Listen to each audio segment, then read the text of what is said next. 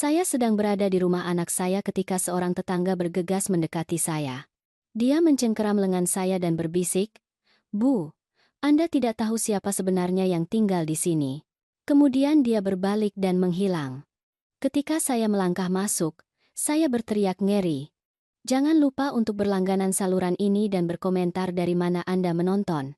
Saya selalu membanggakan diri sebagai orang yang jeli.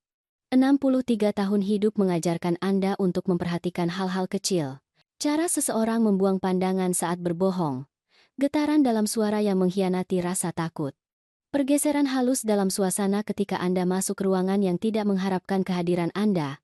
Tetapi tidak ada, tidak semua tahun membesarkan 3 anak dan mengurus rumah tangga, yang bisa mempersiapkan saya untuk apa yang bisikan oleh Bu Ratna kepada saya pada Selasa sore di bulan Oktober itu. Saya baru saja berkendara ke Jakarta Selatan dari rumah ladang kecil saya di Bogor untuk mengunjungi anak saya, Arman. Perjalanan memakan waktu kurang dari 2 jam, berkelok-kelok melalui pedesaan Jawa Barat sebelum mencapai kota yang ramai. Arman telah membeli rumah di Jalan Kembang Sepatu ini 3 tahun lalu, tepat setelah dia mendapat promosi di perusahaan teknologi. Itu adalah rumah bergaya tradisional yang indah di lingkungan yang tenang.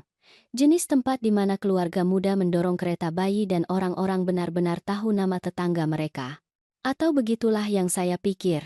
Saya parkir di jalan, karena jalan masuk rumah Arman terhalang oleh mobil Rina, istrinya, dan sedang mengambil kue lapis yang saya panggang pagi itu ketika saya melihat wanita tua berdiri di tepi halamannya di sebelah. Dia kurus, mungkin sudah 75 tahun, dengan rambut perak diikat kencang. Tangannya mencengkeram sekop taman. Tetapi dia tidak melihat ke arah bunga mawarnya. Dia menatap rumah Arman dengan ekspresi yang tidak bisa saya baca. Ketakutan, kecurigaan, keduanya. Ketika mata kami bertemu, sesuatu bergeser di wajahnya. Dia meletakkan sekop dan bergerak ke arah saya dengan kecepatan yang mengejutkan untuk usianya. "Permisi," katanya, dengan aksen kental. "Eropa Timur," tebak saya. "Anda mengunjungi keluarga Santoso?" "Saya ibunya Arman." "Siti," jawab saya.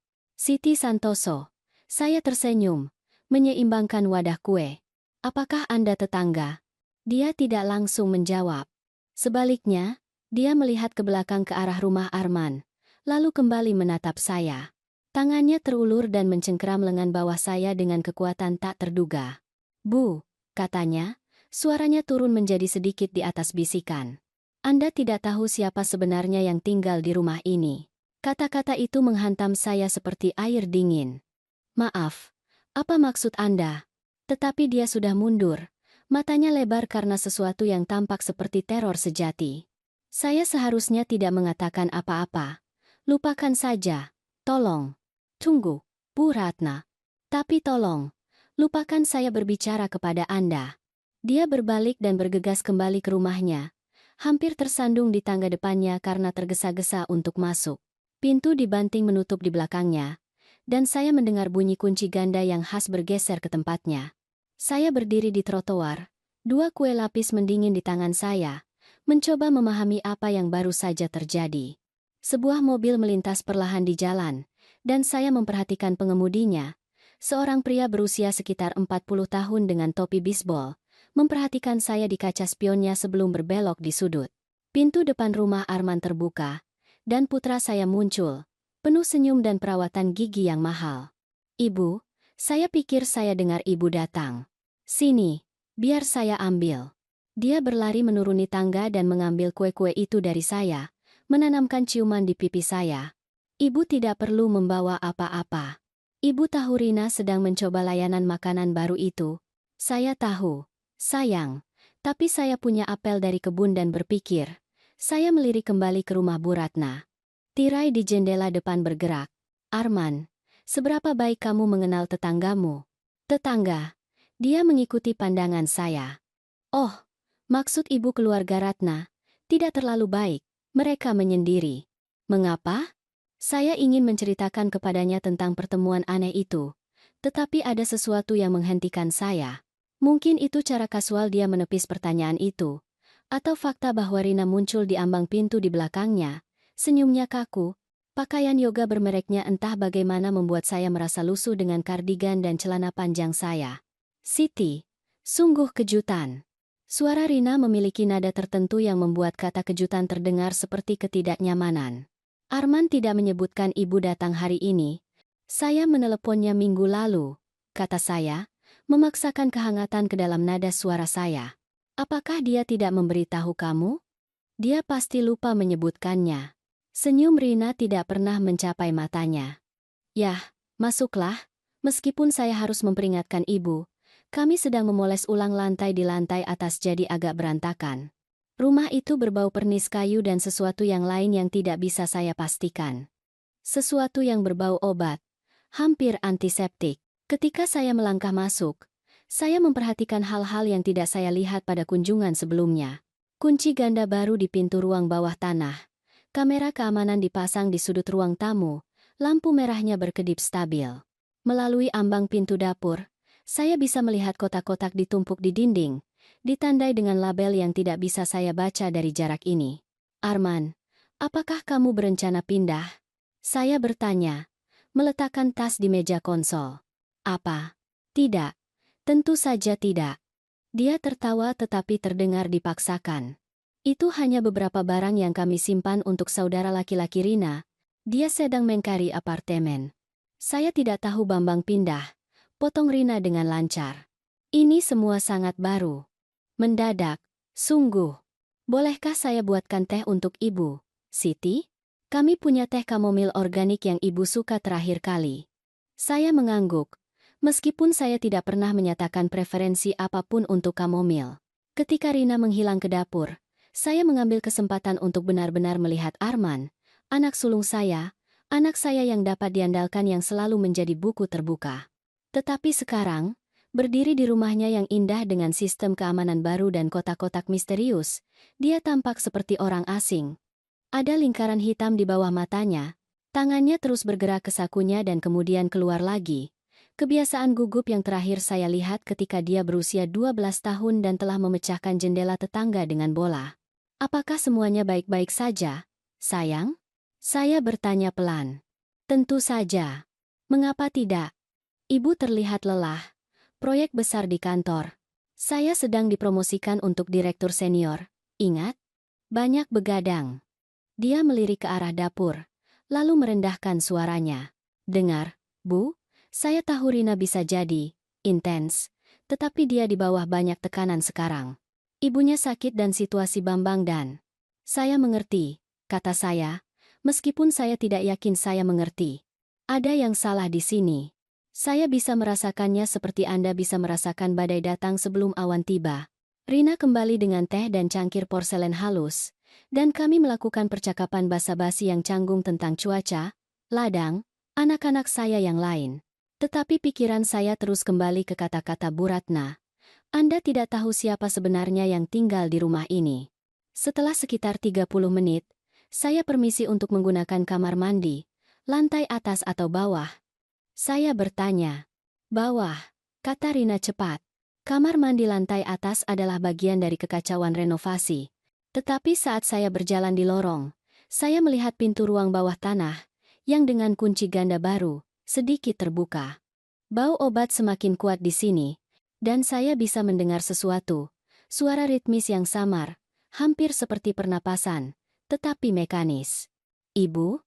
Arman muncul di belakang saya, tangannya bergerak untuk menutup pintu ruang bawah tanah. Kamar mandi di sebelah sini. Saya pikir saya mendengar sesuatu. Rumah tua, banyak bunyi derit dan erangan. Tungku pemanas sedang bermasalah. Saya membiarkannya membimbing saya ke kamar mandi, tetapi denyut nadi saya berpacu. Di cermin di atas wastafel, bayangan saya terlihat pucat, khawatir. Saya mengalirkan air dingin ke tangan saya dan mencoba mengatur pikiran saya. Ketika saya keluar, saya menemukan Rina sendirian di ruang tamu, mengetik dengan cepat di ponselnya. Dia mendongak dengan senyum kaku yang sama. Arman harus menerima panggilan kerja. Ibu tahu bagaimana itu. Tentu saja. Saya mengambil tas saya. Saya harus kembali juga. Sepertinya. Ini perjalanan jauh. Dan saya ingin pulang sebelum gelap. Begitu cepat. Ibu baru saja sampai. Tetapi dia tidak terdengar kecewa. Dia terdengar lega. Saat saya berjalan ke mobil saya Saya merasa mata tertuju pada saya. Bu Ratna kembali di kebunnya, berpura-pura merawat mawar tetapi memperhatikan saya dengan ekspresi ketakutan yang sama. Saya mengangkat tangan saya dalam lambaian kecil, tetapi dia dengan cepat membuang muka. Saya berada di tengah blok ketika saya memeriksa kaca spion saya. Arman dan Rina berdiri di ambang pintu mereka, memperhatikan saya pergi. Dan di jendela ruang bawah tanah, hanya sesaat, saya bersumpah saya melihat wajah, pucat, tertarik, takut. Tetapi ketika saya berkedip, itu hilang. Perjalanan pulang terasa lebih lama dari biasanya. Pikiran saya berputar melalui semua yang saya lihat dan dengar. Kamera keamanan, pintu ruang bawah tanah yang terkunci, kotak-kotak berlabel dalam apa yang sekarang saya sadari mungkin bahasa asing, teror Bu Ratna, wajah misterius di jendela. Anda tidak tahu siapa sebenarnya yang tinggal di rumah ini. Kembali di rumah ladang saya, saat kegelapan menyelimuti lembah, saya berdiri di jendela dapur saya dan berpikir tentang putra saya. Tentang bocah yang selalu menceritakan segalanya kepada saya, yang tidak pernah bisa menyimpan rahasia, yang mengakui setiap pelanggaran remaja sebelum saya bahkan bertanya, bocah itu hilang. Di tempatnya ada seorang pria dengan bayangan di bawah matanya dan kunci di pintu ruang bawah tanahnya. Saya mengambil telepon saya untuk meneleponnya, lalu meletakkannya lagi. Sebaliknya, saya membuka laptop saya, yang putri saya bersikeras saya beli tahun lalu, dan mengetik Jalan Kembang Sepatu, Jakarta Selatan, DKI Jakarta ke bilah pencarian. Hasil pertama membuat darah saya dingin. Itu adalah berita dari 8 bulan lalu. Polisi menyelidiki kasus orang hilang di Jakarta Selatan bagian utara. Alamat yang diberikan adalah 3 rumah dari rumah Arman. Saya mengklik tautan itu dan wajah seorang wanita memenuhi layar saya. Dia masih muda, mungkin 30 tahun, dengan rambut gelap dan mata ketakutan. Keterangan berbunyi, Dewi Lestari, terakhir terlihat di lingkungan Jalan Kembang Sepatu. Keluarga khawatir ada hal buruk terjadi. Ponsel saya berdengung dengan pesan teks. Itu dari Arman. Terima kasih sudah berkunjung, Bu. Maaf terburu-buru. Mari kita rencanakan sesuatu yang lebih lama segera. Sayang Ibu. Saya menatap pesan itu, lalu kembali ke wajah Dewi Lestari di layar saya. Sesuatu yang sangat salah di Jalan Kembang Sepatu, dan entah putra saya mengetahuinya atau tidak, saya akan mencari tahu apa. Saya tidak tidur malam itu. Sebaliknya, saya duduk di meja dapur saya dengan laptop, jatuh ke dalam lubang kelinci artikel berita, laporan polisi, dan forum tetangga. Dewi Lestari menghilang pada Selasa malam di bulan Februari setelah memberitahu teman sekamarnya bahwa dia akan bertemu seseorang tentang kesempatan kerja. Dia meninggalkan apartemennya, hanya 4 blok dari rumah Arman, dan tidak pernah kembali. Polisi telah menggeledah lingkungan itu. Mereka telah mewawancarai penduduk. Kasus itu menjadi berita lokal selama sekitar 2 minggu sebelum memudar ke latar belakang statistik kejahatan Jakarta Selatan. Orang hilang, terutama wanita muda, terutama imigran. Mereka menghilang dari berita utama secepat mereka menghilang dari kehidupan mereka. Tetapi yang paling membuat saya merinding adalah komentar yang saya temukan di grup media sosial tetangga, diposting 3 bulan setelah Dewi menghilang.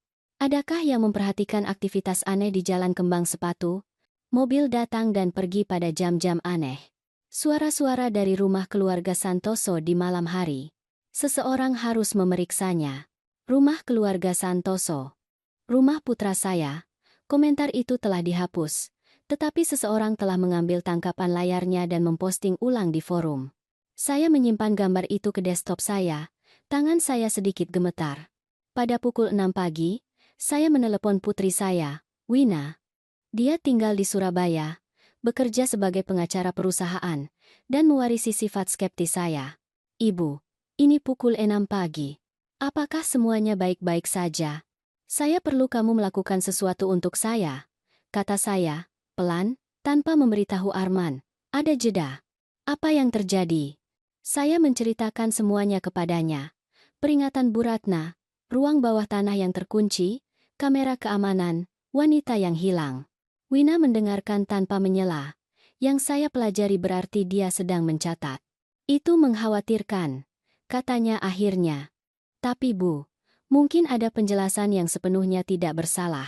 Mungkin mereka menyimpan barang berharga di ruang bawah tanah. Mungkin Rina paranoid tentang pembobolan. Mengenai wanita yang hilang, itu 3 rumah jauhnya. 4 rumah. Dan Wina, saya melihat sesuatu di jendela ruang bawah tanah. Wajah. Ibu melihat sesuatu.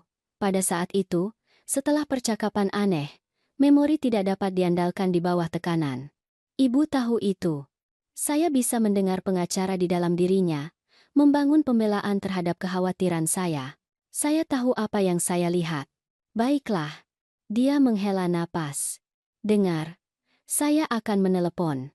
Saya punya teman di Polres Jakarta Selatan. Tapi Bu, Ibu harus hati-hati. Jika Ibu mulai melontarkan tuduhan dan tidak ada apa-apa di sana, itu bisa merusak hubungan Ibu dengan Arman secara permanen. Rina sudah mencari alasan untuk menjaga jarak dari Ibu. Dia benar tentang itu. Setelah Arman menikahi Rina 5 tahun lalu, undangan menjadi kurang sering, panggilan telepon lebih pendek. Saya menganggapnya sebagai kemandirian pengantin baru, tetapi sekarang saya bertanya-tanya apakah ada lebih dari itu. Cari tahu saja apa yang bisa kamu temukan, kata saya. Tolong. Saya akan. Tapi janji, Ibu tidak akan kembali ke sana sendirian. Tidak sampai kita tahu lebih banyak. Saya berjanji. Meskipun bahkan ketika saya mengatakannya, saya tahu itu bohong. Setelah kami menutup telepon, saya mandi dan berpakaian, lalu berkendara ke kota ke perpustakaan umum kecil. Saya telah belajar sejak lama bahwa pustakawan seringkali adalah penyelidik yang lebih baik daripada jurnalis. Saya menemukan Bu Santi, yang telah membantu saya meneliti catatan properti ketika saya melawan sengketa batas dengan tetangga saya 10 tahun lalu. Siti, sudah berbulan-bulan tidak melihatmu. Ada apa? Saya perlu mencari beberapa catatan publik, kepemilikan properti, riwayat penjualan, untuk alamat di Jakarta Selatan.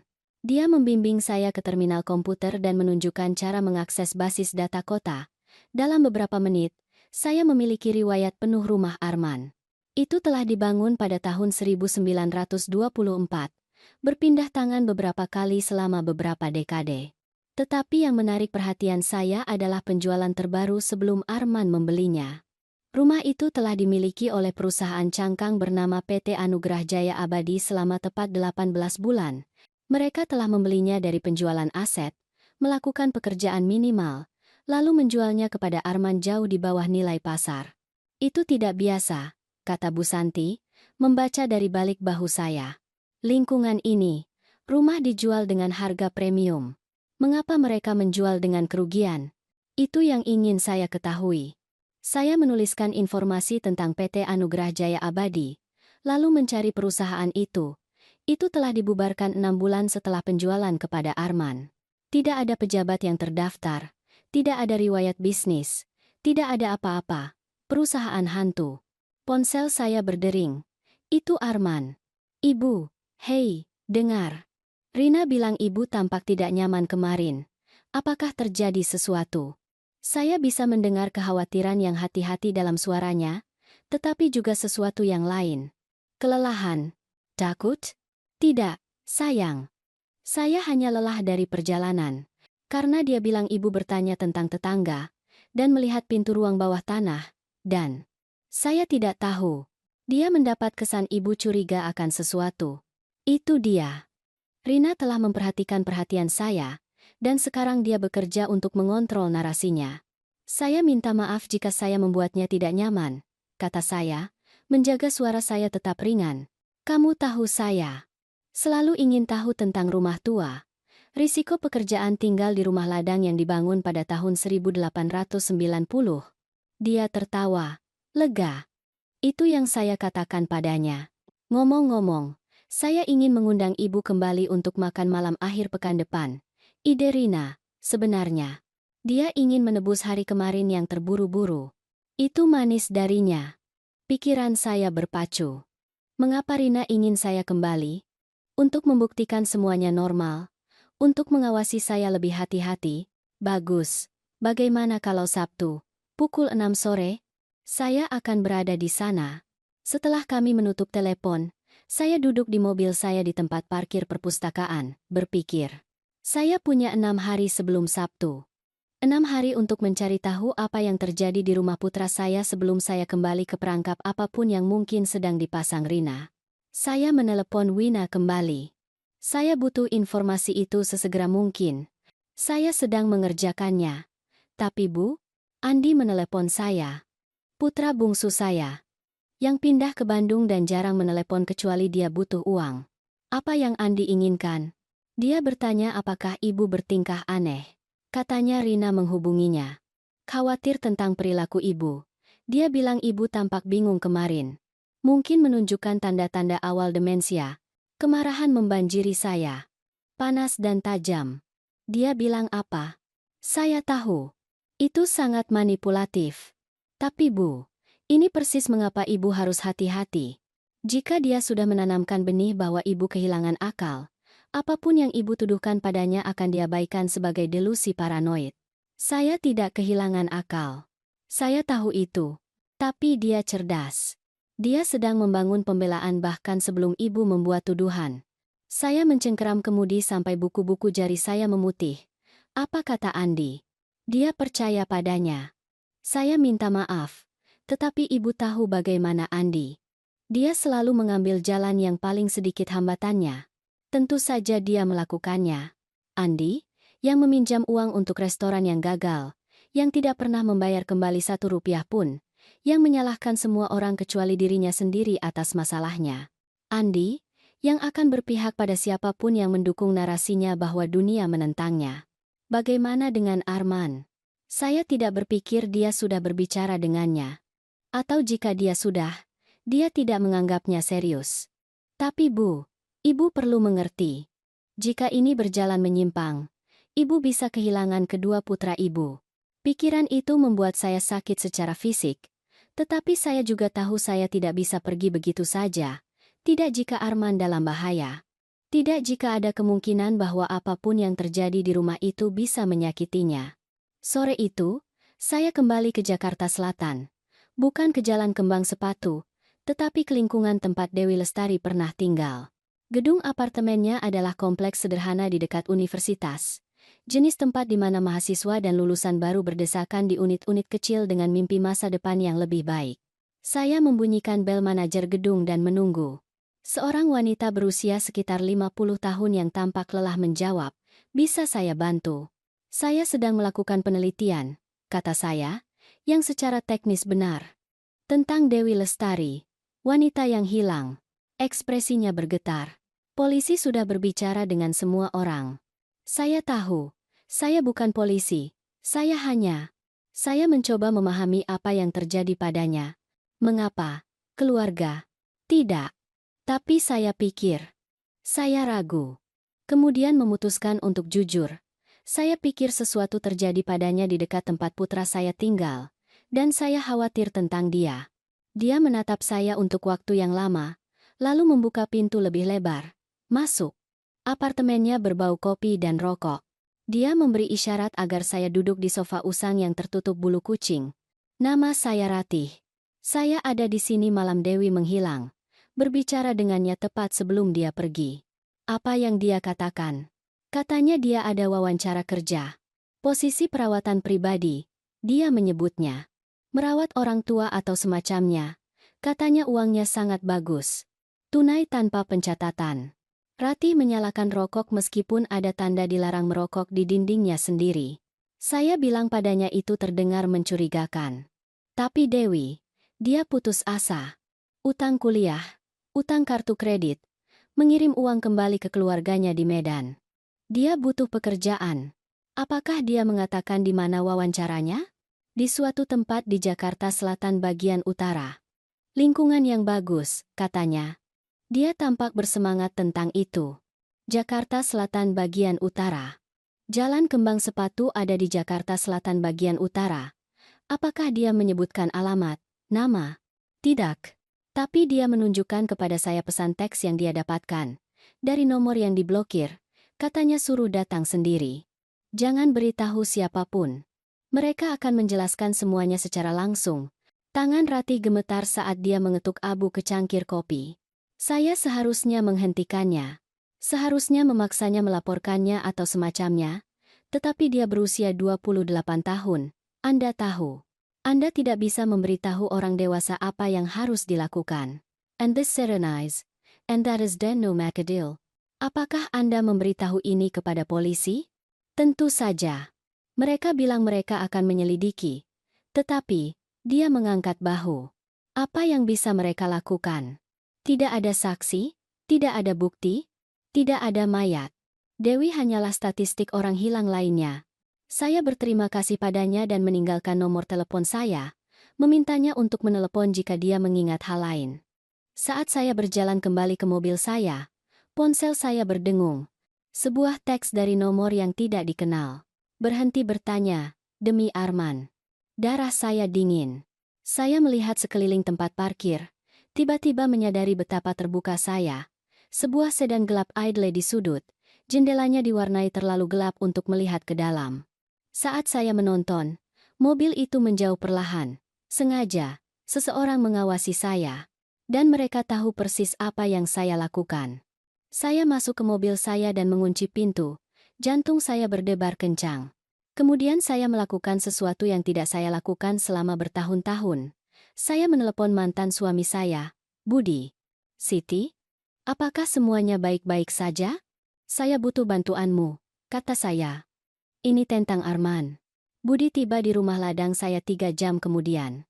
Kami telah bercerai selama 15 tahun, berpisah selama 5 tahun sebelumnya. Tetapi kami berhasil mempertahankan hubungan yang ramah. Sebagian besar karena dia pindah ke Semarang dan kami hanya bertemu satu sama lain di acara keluarga besar.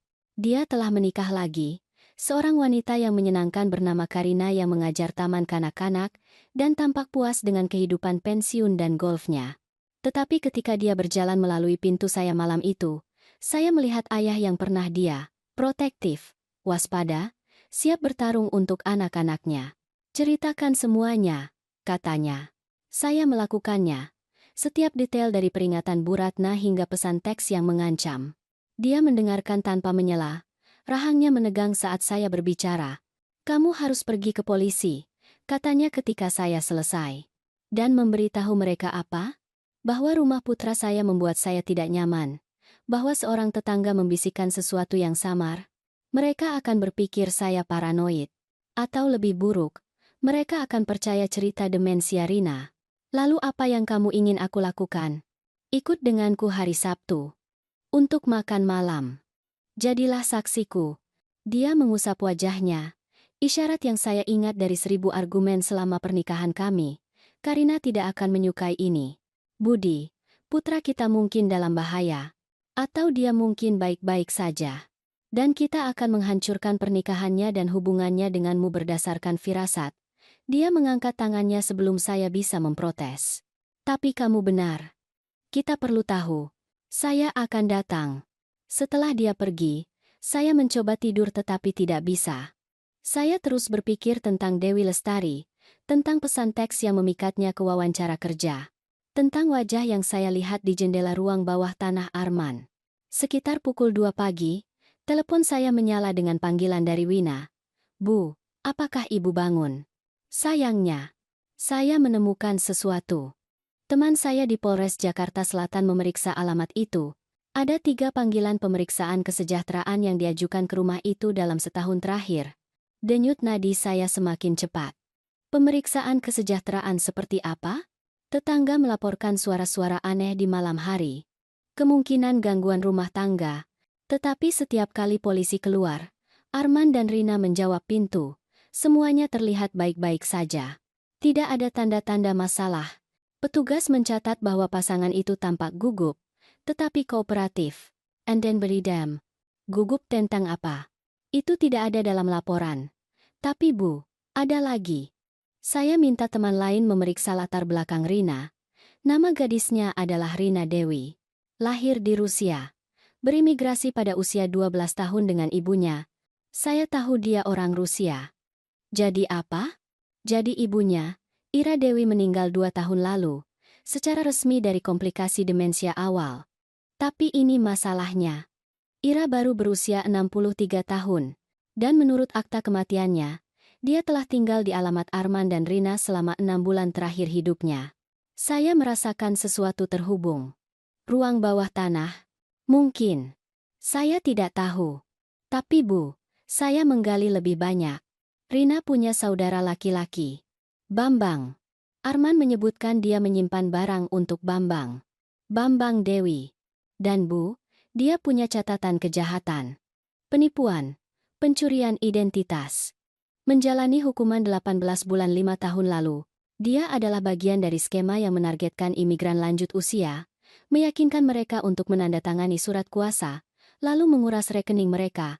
Tangan saya dingin. Ya Tuhan. Ini menjadi lebih buruk. Saya menemukan alamat terakhir Bambang. Itu alamat yang sama dengan PT Anugerah Jaya Abadi, perusahaan cangkang yang memiliki rumah Arman. Ruangan itu tampak miring. Semuanya terhubung. Rumah itu, keluarga Rina, wanita yang hilang, ruang bawah tanah yang terkunci. Wina, bagaimana jika Arman tidak tahu? Apa? Bagaimana jika dia tidak tahu apa yang sedang dilakukan Rina? Bagaimana jika dia menggunakannya, menggunakan rumahnya? Kalau begitu kita harus sangat hati-hati. Karena jika Arman tidak bersalah dan kita menuduh istrinya melakukan apapun ini, kita bisa menghancurkannya. Kami berbicara selama 1 jam lagi, membangun teori, membuangnya, membangun yang baru. Pada saat kami menutup telepon, saya punya rencana. Itu berisiko, mungkin ilegal, dan bisa menjadi bumerang secara spektakuler. Tetapi saya tidak bisa menunggu sampai Sabtu. Saya tidak bisa duduk di rumah ladang saya mengetahui apa yang saya tahu dan tidak melakukan apa-apa. Keesokan paginya, saya menelepon Bu Ratna. Butuh 4 kali sebelum dia menjawab, dan ketika dia melakukannya, suaranya hampir tidak terdengar. Siapa ini? Bu Ratna. Ini Siti Santoso, ibunya Arman. Kita bicara tempo hari. Saya tidak bisa berbicara dengan Anda. Tolong jangan telepon lagi. Tunggu. Tolong. Saya perlu mengerti apa yang Anda maksud tentang tidak tahu siapa yang tinggal di rumah itu. Keheningan. Kemudian, apakah Anda sendirian? Ya. Datanglah ke rumah saya. 1 jam. Parkir di jalan berikutnya, berjalan melalui gang belakang, dan pastikan tidak ada yang mengikuti Anda. Dia menutup telepon. Saya berkendara ke Jakarta Selatan dengan linglung, pikiran saya berputar. Saya parkir 3 blok jauhnya dan berjalan ke rumah Bu Ratna persis seperti yang dia instruksikan. Terus-menerus melihat ke belakang untuk sedan gelap atau tanda apapun bahwa saya sedang diikuti. Dia membuka pintu belakangnya sebelum saya sempat mengetuk, menarik saya masuk, dan menguncinya di belakang saya. Dapurnya bersih, berbau kopi dan sesuatu yang dipanggang, tetapi tangannya gemetar saat dia memberi isyarat agar saya duduk. Anda mengerti Anda menempatkan kita berdua dalam bahaya, katanya. Saya mengerti ada sesuatu yang sangat salah, dan saya pikir putra saya mungkin tidak tahu. Saya pikir istrinya jahat. Suara Bu Ratna datar, yakin. Saya tahu karena saya melihat apa yang mereka lakukan pada wanita yang tinggal di sana sebelumnya. Dewi Lestari? Dia tampak terkejut. Anda tahu tentang Dewi? Saya tahu dia hilang. Saya tahu dia tinggal di dekat sini. Dia datang ke rumah itu, kata Bu Ratna. Saya melihatnya tiba. Itu malam hari, 14 Februari, hari kasih sayang. Saya ingat karena saya membawa bunga yang dibelikan suami saya. Dia meninggal tahun lalu, tetapi saya menjaga tradisi. Matanya dipenuhi air mata. Saya melihat gadis itu masuk. Muda, cantik, gugup. Dia mengetuk pintu dan istrinya menjawab. Mereka berbicara sebentar. Lalu gadis itu masuk. Apakah Anda melihatnya pergi? Tidak. Dan 3 hari kemudian, polisi datang bertanya apakah ada yang melihatnya. Saya memberitahu mereka ya. Saya melihatnya masuk ke rumah Santoso. Tetapi ketika mereka memeriksa dengan putra Anda dan istrinya, mereka mengatakan tidak ada yang datang malam itu. Mereka menunjukkan rekaman keamanan mereka kepada polisi. Itu tidak menunjukkan apa-apa. Gadis itu tidak ada di sana. Rekaman keamanan itu diedit, kata saya. Tentu saja itu diedit. Tetapi polisi mempercayai mereka. Pasangan muda yang baik, lingkungan yang baik, tidak ada alasan untuk berbohong. Dia mencondongkan tubuh ke depan. Tapi saya tahu apa yang saya lihat. Dan saya tahu apa yang saya dengar malam itu. Teriakan. Seorang wanita menangis. Lalu tidak ada apa-apa. Perut saya bergejolak. Mengapa Anda tidak mendesak lebih keras? Pergi ke polisi lagi? Karena 2 hari setelah saya berbicara dengan polisi, seseorang masuk rumah saya saat saya di gereja. Tidak ada yang diambil. Tetapi di meja dapur saya, mereka meninggalkan foto. Foto apa? Dia berdiri dan mengambil foto kecil dari laci. Tangannya gemetar saat dia menyerahkannya kepada saya. Itu menunjukkan seorang wanita muda, bukan Dewi, berbaring di tempat yang terlihat seperti ranjang rumah sakit, selang dan kabel terhubung ke lengannya. Matanya terbuka tetapi kosong, menatap ke arah yang kosong. Putri saya, bisik Bu Ratna. Di Praha. Di panti jompo. Dia stroke 2 tahun lalu. Dia membutuhkan perawatan konstan. Perawatan mahal. Mereka mengancamnya. Mereka tidak perlu mengancam. Pesannya jelas. Tetap diam atau sesuatu terjadi pada Katia saya. Dia mengambil kembali foto itu, memeluknya ke dadanya. Saya pengecut. Saya tahu ini. Tapi dia semua yang saya miliki. Saya meraih dan mengambil tangannya. Anda bukan pengecut. Anda seorang ibu. Saya mengerti. Tapi sekarang Anda mengajukan pertanyaan. Dan itu berarti mereka akan memperhatikan. Mereka akan datang untuk Anda juga. Biarkan mereka, kata saya, dengan keberanian lebih dari yang saya rasakan. Bu Ratna, apakah Anda punya bukti? Sesuatu yang bisa membantu? Dia ragu-ragu, lalu mengangguk perlahan. Saya menyimpan buku harian. Semua yang saya lihat. Semua yang saya dengar.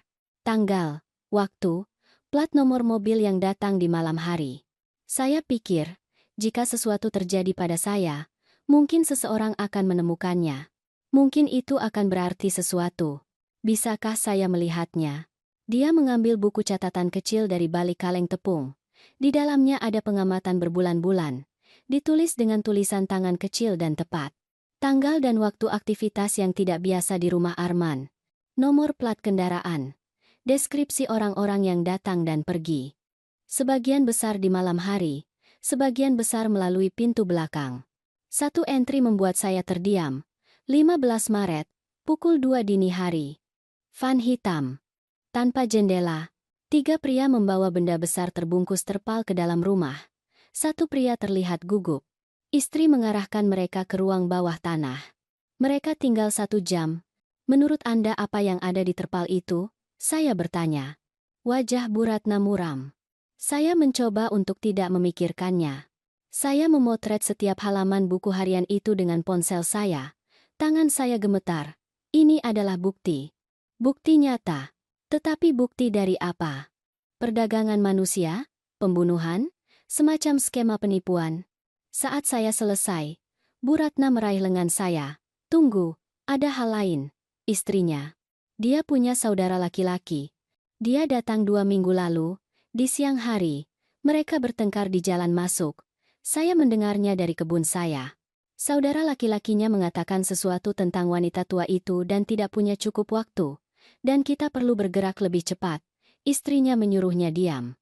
Bahwa tetangga mungkin mendengar. Apakah mereka melihat Anda? Tidak. Saya bersembunyi di balik mawar saya.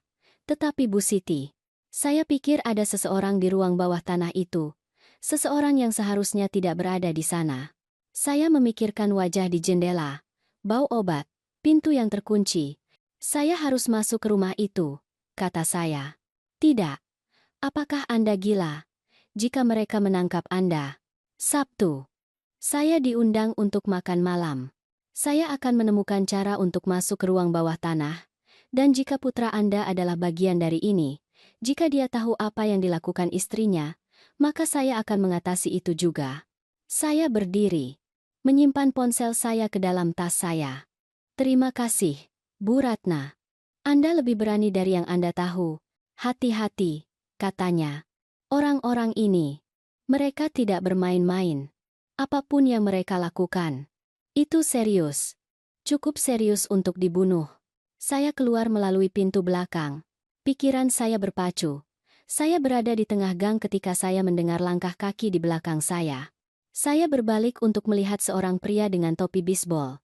Pria yang sama yang saya lihat mengemudi melewati hari pertama saya mengunjungi Arman. Bu Siti, Katanya, kita perlu bicara. Saya lari.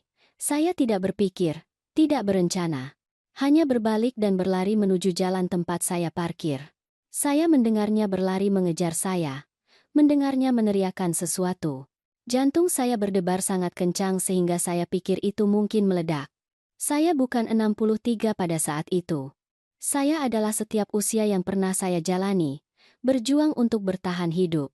Saya mencapai mobil saya, meraba-raba kunci, membuka pintu. Dia berjarak 3 meter ketika saya menyalakan mesin, 1,5 meter ketika saya memundurkan mobil. Tangannya menampar jendela saya saat saya mundur, dan saya melihat wajahnya dengan jelas untuk pertama kalinya. Muda, takut, putus asa. Saya pulang mengemudi 20 km per jam di atas batas kecepatan, memeriksa kaca spion saya terus-menerus. Ketika saya akhirnya berhenti di jalan masuk saya duduk di mobil selama 10 menit. Menunggu tangan saya berhenti gemetar. Ponsel saya berdering. Nomor tidak dikenal. Saya menjawab, "Siti." Itu suara Rina, dingin dan terkontrol. Saya tahu Anda sudah bertanya-tanya. Saya tahu Anda berbicara dengan wanita tua di sebelah. Ini harus dihentikan.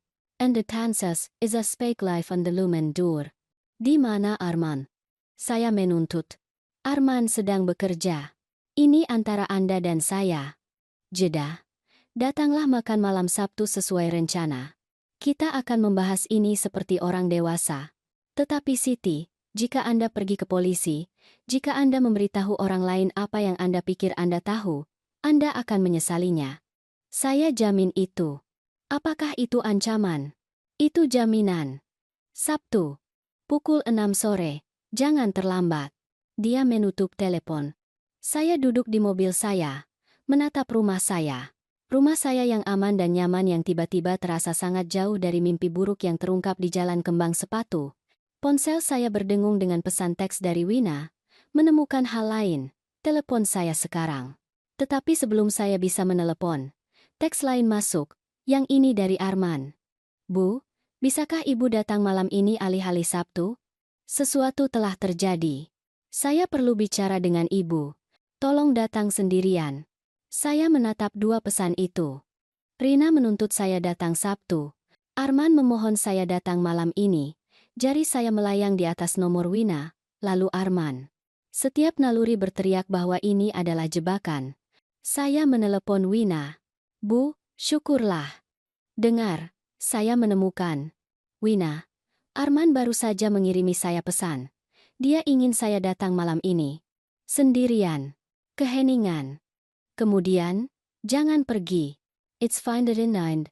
It is a let it all be and is not at this house to the China City." Bagaimana jika dia dalam masalah? Bagaimana jika dia tahu apa yang dilakukan Rina dan butuh bantuan? Atau bagaimana jika Rina mengirim pesan itu dari ponselnya? "Bu, ini persis cara mereka bekerja. Mereka mengisolasi ibu, membuat ibu sendirian, dan..." Dia berhenti. "Dan apa? Saya akan mengatakan dan membuat ibu menghilang." Tapi itu terdengar melodramatis. Suaranya mengeras. Kecuali kita berbicara tentang orang-orang yang mungkin telah melakukan hal itu pada Dewi Lestari. Jadi mungkin itu sama sekali tidak melodramatis. Saya melihat keluar jendela dapur saya pada kegelapan yang berkumpul. Saya harus tahu apakah Arman baik-baik saja. Kalau begitu saya ikut dengan ibu dan ayah. Dan kita akan memanggil polisi sebelum kita masuk? Tidak. Jika polisi muncul dan itu bukan apa-apa, Arman tidak akan pernah memaafkan saya. Rina akan memastikan itu. Saya menarik napas. Tapi kamu dan ayahmu bisa menunggu di luar. Jika saya tidak keluar dalam 30 menit, kamu telepon 112. "Bu." Dia putra saya, Wina. Saya pergi. 2 jam kemudian, saya kembali di Jakarta Selatan. Budi dan Wina duduk di mobil Budi 1 blok jauhnya. Keduanya terlihat muram. Saya telah membuat mereka berjanji untuk menunggu tepat 30 menit. Tidak sedetik lebih lama. "Jika ada yang terasa salah, kamu lari," kata Budi. "Jangan mencoba menjadi pahlawan." "Saya 63 tahun, Budi. Hari-hari pahlawan saya sudah lama berlalu." Tetapi tangan saya gemetar saat saya meraih pegangan pintu. Matahari telah terbenam, dan jalan kembang sepatu gelap kecuali lampu teras dan jendela sesekali yang menyala. Rumah Bu Ratna benar-benar gelap. Saya berharap dia aman. Saat saya mendekati rumah Arman, saya melihat sesuatu yang aneh. Mobil Rina hilang, hanya sedan Arman yang ada di jalan masuk. Saya mengetuk. Arman segera membuka pintu, seolah dia sudah menunggu. Dia terlihat mengerikan. Tidak bercukur, kemejanya kusut, lingkaran hitam di bawah matanya yang lebih buruk daripada yang saya lihat beberapa hari yang lalu. Bu, syukurlah ibu datang. Dia menarik saya ke dalam dan mengunci pintu di belakang saya. Kita tidak punya banyak waktu. Waktu untuk apa? Arman, apa yang terjadi? Dia membawa saya ke dapur dan memberi isyarat agar saya duduk. Tangannya gemetar saat dia menuang air dari keran, meminumnya dalam satu tegukan, lalu menuang lagi. Ketika dia akhirnya berbalik menghadap saya melihat sesuatu di matanya yang belum pernah saya lihat sebelumnya. Teror. Saya perlu menunjukkan sesuatu kepada ibu, katanya. Tapi pertama, saya perlu ibu mengerti. Saya tidak tahu. Saya bersumpah demi Tuhan, Bu, saya tidak tahu sampai 3 hari yang lalu. Tidak tahu apa. Apa yang telah dilakukan Rina? Apa sebenarnya rumah ini? Dia menyisir rambutnya dengan tangannya. Saya pikir saya menikahi seseorang yang saya kenal. Seseorang yang normal. Tapi saya menikahi monster. Kelegaan dan ketakutan membanjiri saya dalam ukuran yang sama. Ceritakan semuanya. Tidak di sini.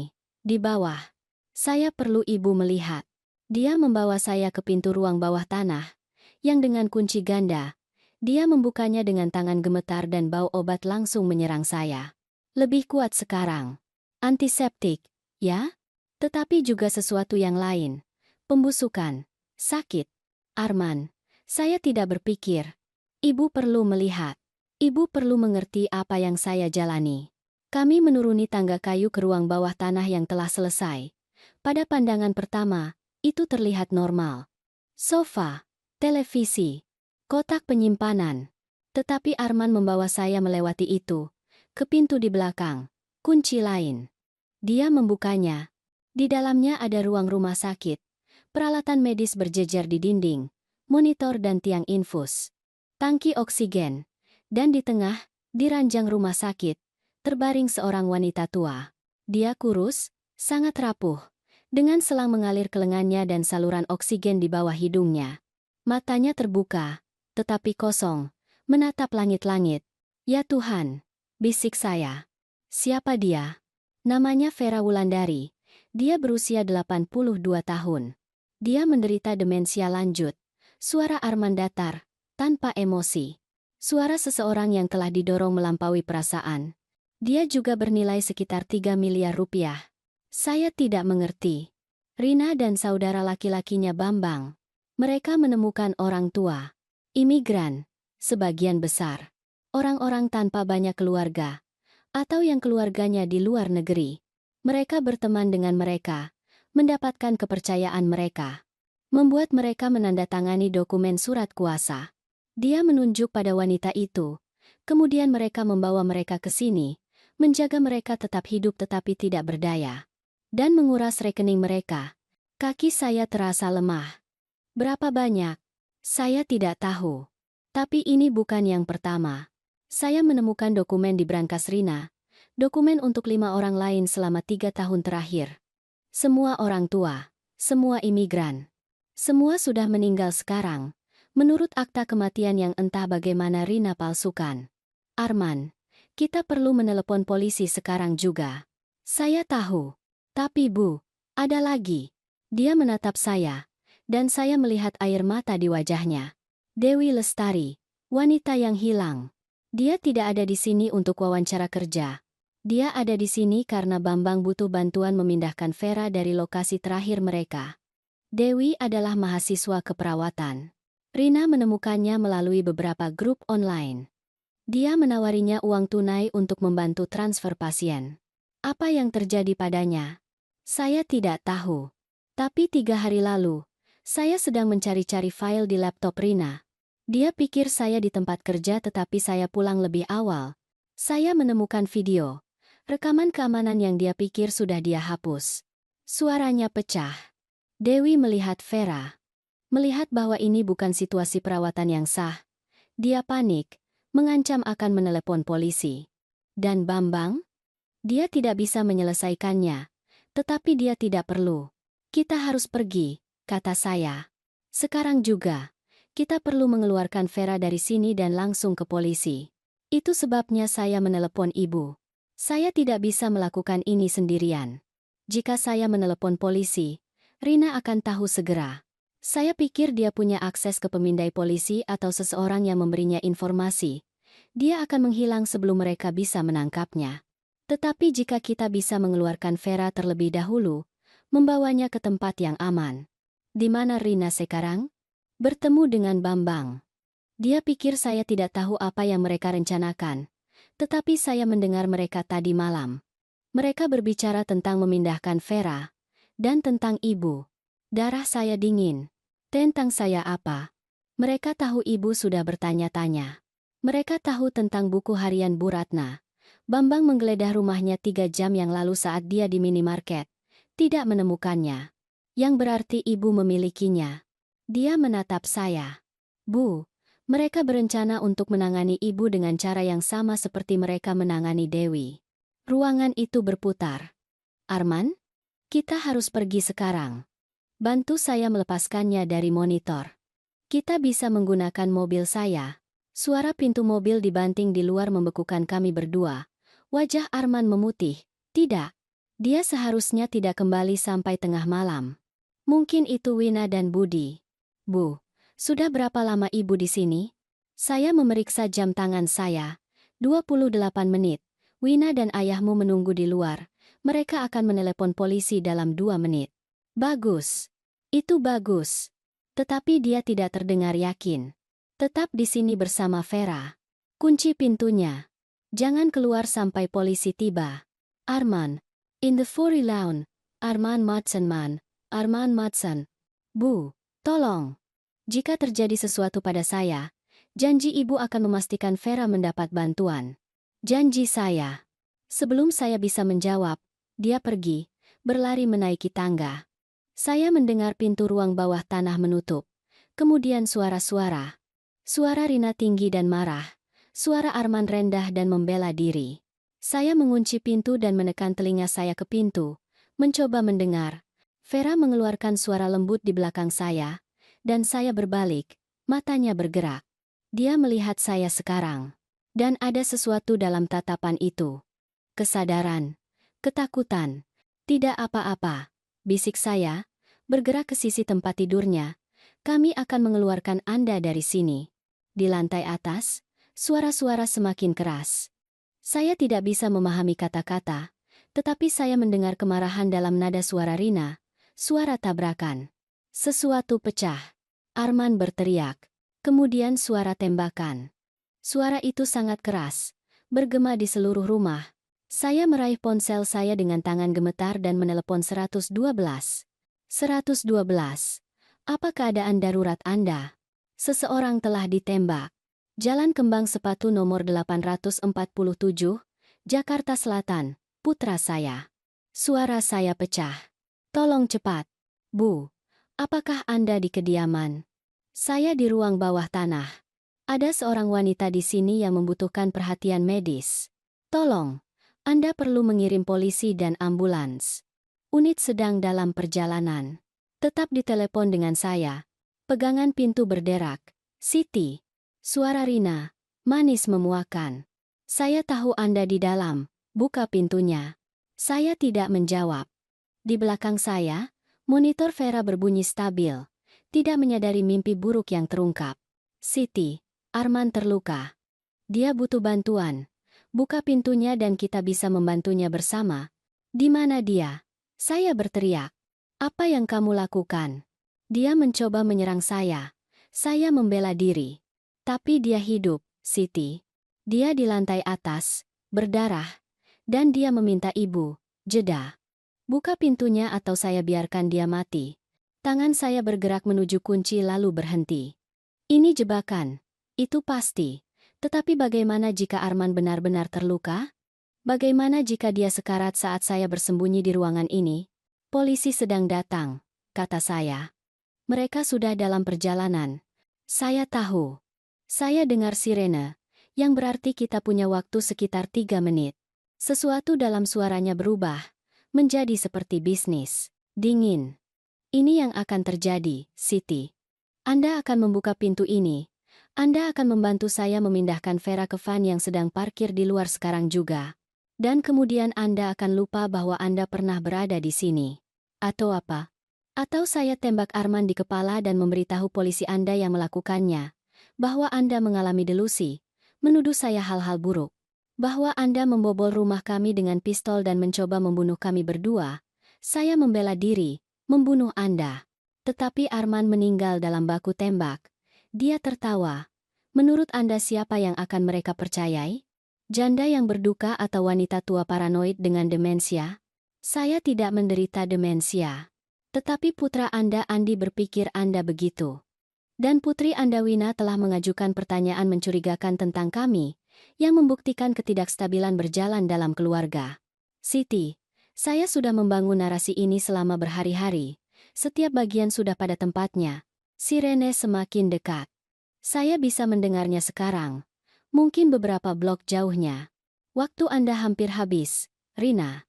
Begitu juga Anda. Dan begitu juga Arman. Detak-detak, Siti. Saya melihat Vera. Pada matanya yang ketakutan. Kemudian ke pintu yang memisahkan saya dari putra saya. Dari menantu perempuan yang baru saja mengungkapkan dirinya persis seperti monster yang disebut Arman. Sirene lebih keras sekarang. Mungkin 2 blok. Mungkin 1. Kesempatan terakhir, Siti. Saya membuat keputusan. Saya membuka pintu. Tetapi yang tidak Rina ketahui, yang tidak mungkin dia ketahui, adalah bahwa saya telah merekam seluruh percakapan kami di ponsel saya. Setiap kata. Setiap ancaman. Setiap pengakuan.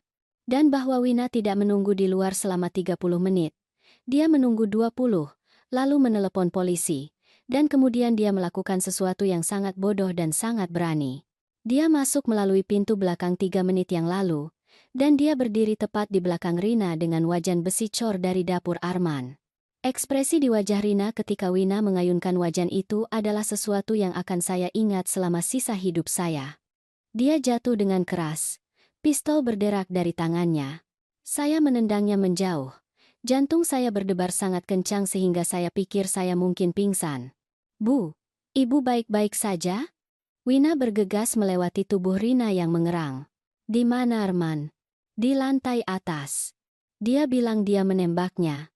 Kami berlari menaiki tangga bersama. Wina di depan saya. Arman ada di ruang tamu. Tertekan di dinding. Tangannya mencengkeram lengannya. Darah merembes di antara jari-jarinya, tetapi dia hidup.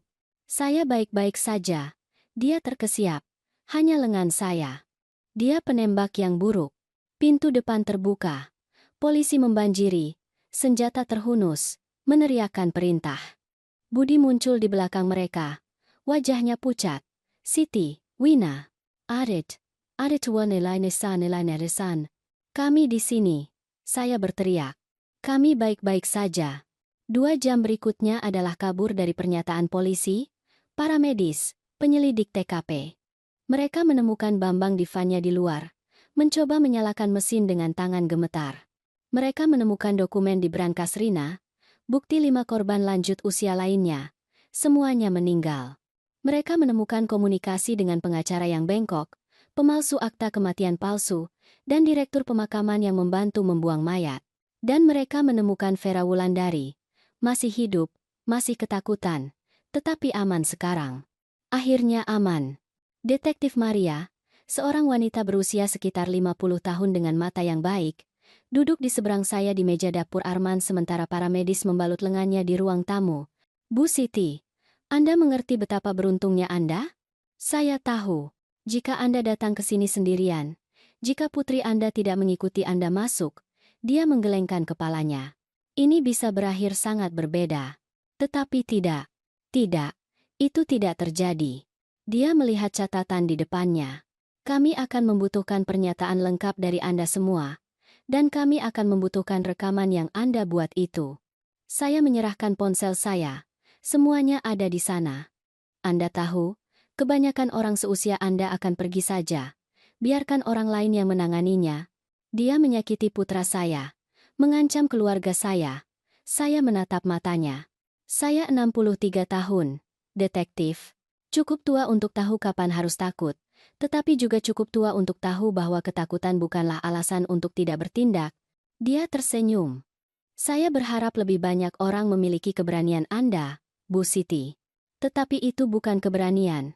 Itu adalah sesuatu yang lain, sesuatu yang lebih kuat dan lebih mendasar. Itu adalah keibuan, dan keibuan, saya telah belajar, tidak kedaluarsa dengan usia. Ruang interogasi Polres Jakarta Selatan tidak seperti yang Anda lihat di televisi. Itu lebih kecil, lebih suram, dengan lampu neon berkedip yang membuat semua orang terlihat sakit.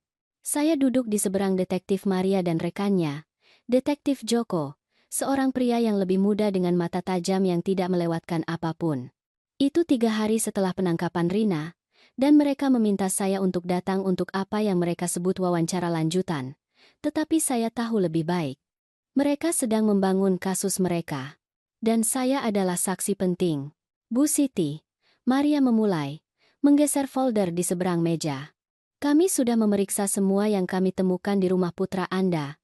Bukti itu, luas. Saya membuka folder itu. Di dalamnya ada foto, gambar pengawasan, laporan bank, dokumen palsu, dan foto orang-orang. Orang tua dengan mata kosong dan ekspresi ketakutan. Berapa banyak? Saya bertanya pelan. 7 yang bisa kami konfirmasi.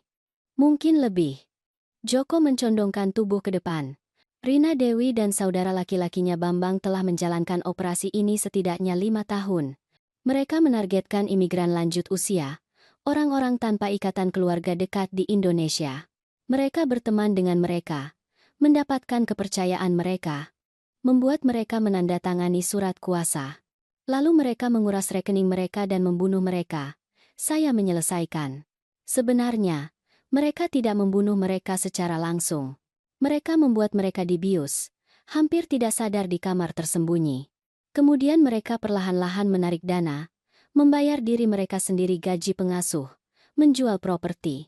Pada saat para korban meninggal karena sebab alami malnutrisi, dehidrasi, kelalaian tidak ada yang tersisa. Suara Maria keras. Ini lebih lambat dari pembunuhan, lebih menguntungkan, dan jauh lebih sulit untuk dituntut. Tetapi Anda punya bukti sekarang. Ya. Terima kasih kepada Anda, Bu Siti. Dan terima kasih kepada buku harian Bu Ratna. Joko mengeluarkan dokumen lain. Omong-omong, ada sesuatu yang perlu kita diskusikan. Tentang putra Anda. Perut saya tercekat. Tentang dia apa? Dia mengklaim dia tidak tahu apa-apa tentang aktivitas istrinya sampai 3 hari sebelum insiden. Bahwa dia menemukan file di laptopnya dan segera menghubungi Anda. Maria memperhatikan wajah saya dengan hati-hati. Apakah Anda mempercayainya? Ya, sepenuhnya. It's not in man God. The better para lokandik sensiden. It's not in God. Meskipun aktivitas itu terjadi di rumahnya, di ruang bawah tanahnya. Rina mengendalikan ruang itu. Dia bilang padanya itu tempat penyimpanan, bahwa ibunya pernah tinggal di sana sebelum dia meninggal. Arman bekerja berjam-jam. Dia tidak pernah di rumah di siang hari. Saya menatap mata mereka dengan mantap. Putra saya bukan penjahat. Dia adalah korban. Joko dan Maria bertukar pandang. Kemudian Joko membuka folder lain. Kami ingin mempercayai itu, Bu Siti. Tetapi kami punya bukti yang memperumit masalah. Dia mengeluarkan laporan bank. Transaksi dari rekening korban masuk ke rekening bersama yang dimiliki oleh Arman dan Rina. Pembelian yang dilakukan dengan uang itu. Renovasi rumah, mobil baru, liburan. Dia tidak tahu dari mana uang itu berasal. Itu yang dia katakan. Tetapi secara hukum, ketidaktahuan bukanlah pembelaan. Dia mendapat manfaat dari aktivitas ilegal. Jaksa wilayah sedang mempertimbangkan dakwaan. Ruangan itu miring. Anda akan menangkapnya. Itu tergantung, kata Maria hati-hati. Kami butuh cerita lengkap, Bu Siti. Setiap detail, dan kami butuh putra Anda untuk bekerja sama sepenuhnya. Bersaksi melawan Rina dan Bambang. Bantu kami melacak uangnya. Identifikasi korban potensial lainnya. Dia akan. Saya janji, Dia akan ada masalah lain. Joko mengeluarkan dokumen lain. Menantu perempuan Anda mengklaim bahwa Arman adalah dalangnya, bahwa dia dipaksa untuk membantunya, bahwa dia mengancamnya, melecehkannya, memaksanya untuk berpartisipasi. Saya tertawa. Saya tidak bisa menahannya. Suara itu pahit, kasar. Itu konyol. Apakah itu? Joko bertanya. Karena dia juga punya bukti. Pesan teks dari Arman bertanya tentang situasi ruang bawah tanah. Email tentang menangani uang dengan hati-hati. Di atas kertas, itu terlihat buruk untuk putra Anda. Pesan-pesan itu diambil di luar konteks. Arman bertanya tentang penyimpanan, tentang keuangan mereka. Hal-hal normal. Rina memanipulasi bukti, sama seperti dia memanipulasi segalanya. Kami tahu, kata Maria pelan. Kami mempercayai Anda, tetapi Bu Siti, ini akan dibawa ke pengadilan. Dan Rina Dewi cerdas, terhubung, dan telah menyewa salah satu pengacara pembela terbaik di Jakarta Selatan. Dia akan menyerang setiap saksi, setiap bukti. Dan dia akan menyerang Anda. Bagaimana? Joko mengeluarkan file tebal. Dia akan mengklaim Anda menderita demensia. Bahwa kesaksian Anda tidak dapat diandalkan. Bahwa Anda telah mengalami delusi paranoid tentang dia selama bertahun-tahun. Bahwa Anda tidak pernah menerimanya sebagai istri Arman. Bahwa Anda membobol rumah mereka dan menciptakan seluruh narasi ini untuk menghancurkannya. Tapi saya punya bukti. Rekaman itu, yang akan dia klaim Anda edit, atau ambil di luar konteks, atau peroleh secara ilegal. Suara Maria lembut. Bu Siti, saya tidak mencoba menakut-nakuti Anda. Saya mempersiapkan Anda untuk apa yang akan datang. Sidang ini akan brutal. Saya duduk kembali di kursi saya, tiba-tiba merasakan setiap tahun dari 63 tahun saya, apa yang Anda butuhkan dari saya. Semuanya. Setiap detail. Setiap pengamatan. Setiap interaksi. Kami perlu membangun garis waktu yang membuktikan Arman tidak bersalah dan Rina bersalah. Dan kami perlu Anda siap untuk pengacaranya mencabik-cabik Anda di mimbar. Selama 4 jam berikutnya, saya menceritakan semuanya kepada mereka. Setiap detail kunjungan saya, percakapan saya dengan Bu Ratna, penelitian saya, rekaman saya. Mereka mencatat, mengajukan pertanyaan, mendesak untuk klarifikasi. Pada saat kami selesai, saya kelelahan. Satu hal lagi, kata Joko saat saya bersiap untuk pergi. Putra Anda yang lain, Andi. Dia setuju untuk bersaksi untuk pembelaan. Kata-kata itu menghantam saya seperti pukulan fisik. Apa? Pengacara Rina menghubunginya. Dia akan bersaksi bahwa Anda menunjukkan tanda-tanda penurunan mental. Bahwa Anda membuat tuduhan paranoid tentang Rina. Bahwa Anda terobsesi untuk menghancurkan pernikahan putra Anda. Andi tidak tahu apa yang dia bicarakan. Mungkin tidak, tetapi juri akan mendengarnya. Dan dikombinasikan dengan kesaksian Rina, itu bisa menciptakan keraguan yang masuk akal. Maria berdiri. Ekspresinya simpatik. Saya minta maaf, Bu Siti. Kasus keluarga selalu yang paling sulit. Saya berkendara pulang dengan linglung. Andi akan bersaksi melawan saya, melawan Arman. Mungkin karena uang, atau mungkin hanya karena Rina telah meyakinkannya bahwa narasinya benar. Andi, yang selalu mengambil jalan yang mudah. Yang selalu mempercayai siapapun yang mendukung kompleks korbannya. Wina menelepon saat saya berhenti di jalan masuk saya. Bu, apakah Ibu dengar tentang Andi? Saya dengar. Bajingan tak bertulang itu. Saya meneleponnya, mencoba berbicara akal sehat dengannya. Dia bilang pengacara Rina meyakinkannya bahwa Arman bersalah, bahwa Ibu dimanipulasi oleh polisi, bahwa seseorang perlu mengatakan kebenaran. Kebenaran, menurut Rina. Tepat, Bu, saya terbang besok. Kita perlu mempersiapkan sidang. Saya sudah meneliti kasus pelecehan lansia, protokol kesaksian korban. Wina, kamu tidak bisa terlibat. Kamu juga saksi. Saya tahu. Tapi saya bisa membantu Ibu bersiap. Kita tidak akan membiarkan wanita itu menghancurkan keluarga ini. Setelah kami menutup telepon, saya duduk di mobil saya dan membiarkan diri saya menangis. Bukan karena takut atau putus asa, tetapi karena marah. Marah pada Rina karena kejahatannya yang diperhitungkan. Marah pada Andi karena kelemahannya. Marah pada sistem yang akan mengadili putra saya ketika dia jelas-jelas adalah korban. Tetapi kemarahan, saya telah belajar, bisa berguna, terfokus, transformatif. Saya masuk ke dalam dan membuka laptop saya. Jika Rina ingin perang, dia akan mendapat perang. Tetapi dia telah membuat kesalahan kritis. Dia telah meremehkan tekad seorang ibu untuk melindungi anaknya. Selama 2 minggu berikutnya, saya menjadi penyelidik. Saya menghubungi keluarga korban lain, mengumpulkan pernyataan, membangun koneksi. Saya melacak setiap orang yang pernah bekerja dengan Rina atau Bambang, mencari pola, mencari bukti kesalahan mereka. Saya menghabiskan waktu berjam-jam di perpustakaan dan kantor kota, menarik catatan, membuat salinan, membangun jejak kertas yang tidak dapat disangkal. Dan saya menemukan sesuatu. Sesuatu yang Rina lewatkan dalam perencanaan hati-hatinya. Ibunya, Ira Dewi, tidak meninggal karena sebab alami. Dia adalah salah satu korbannya. Akta kematian itu sah. Saya memverifikasi itu, tetapi keadaannya salah. Ira baru berusia 63 tahun ketika dia meninggal. Terlalu muda untuk demensia lanjut yang terdaftar sebagai penyebab kematian. Dan yang lebih memberatkan, saya menemukan catatan medis yang menunjukkan bahwa Ira sehat hanya 6 bulan sebelum kematiannya. Tidak ada tanda-tanda penurunan kognitif, tidak ada diagnosis demensia, tetapi ada catatan lain. Transfer bank dari rekening Ira ke Rina, penjualan properti Ira di Rusia, dan surat wasiat, yang konon ditandatangani oleh Ira saat menderita demensia, menyerahkan segalanya kepada anak-anaknya. Rina dan Bambang telah membunuh ibu mereka sendiri. Saya membawa temuan saya kepada Detektif Maria, yang membawa spesialis kejahatan keuangan dan pelecehan lansia. Mereka menggali lebih dalam, menemukan lebih banyak bukti, membangun kasus yang lebih kuat. Bu Siti, kata Maria selama salah satu pertemuan kami. Anda telah melakukan apa yang butuh waktu berminggu-minggu bagi seluruh departemen kami untuk capai.